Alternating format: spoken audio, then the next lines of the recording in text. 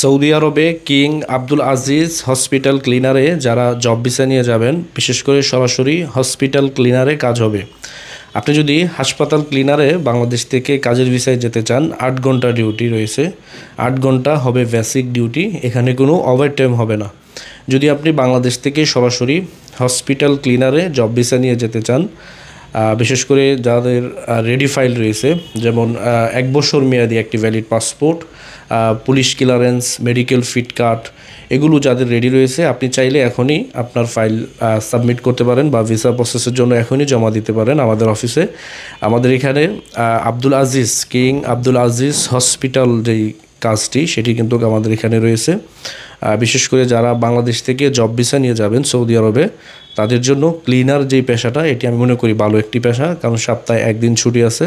যদি আপনি মনে করেন যে সৌদি আরবে সরাসরি আপনি একটি জব ভিসা নিয়ে যাবেন বা হসপিটাল ক্লিনারে যাওয়ার জন্য আপনি ভিসা খুঁজতেছেন, আমি মনে করব যে এই ভিসাটি আপনার জন্য ভালো হবে, বা আপনি এখন চাইলে কিন্তু এই ভিসাটি দ্রুত সময়ের ভিতরে প্রসেস করে সৌদি আরবে যেতে পারবেন। এবং কি কাজ হবে সরাসরি কিং আব্দুল আজিজ যে হসপিটাল ক্লিনারে কিন্তু কাজ হবে ইনশাল্লাহ। তো অবশ্যই যারা বাংলাদেশ থেকে জব ভিসা নিয়ে যাবেন, আমাদের অফিসে এসে যোগাযোগ করতে পারেন, এবং কি আমাদের অফিসে এসে বিস্তারিত তথ্য জেনে আপনি ফাইল সাবমিট করতে পারেন।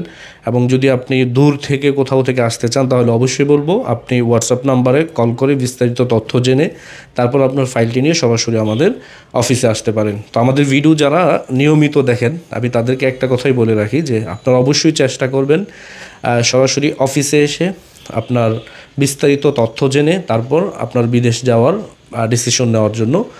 আমরা কিন্তু এটাও বলে থাকি যে আপনি মনে করেন দূর থেকে কোথাও থেকে আসবেন ঢাকায়, এর চেয়ে ভালো যে আপনি একটু তথ্য জেনে যদি আপনি আসেন, তাহলে অবশ্যই আপনার জন্য ভালো হয়।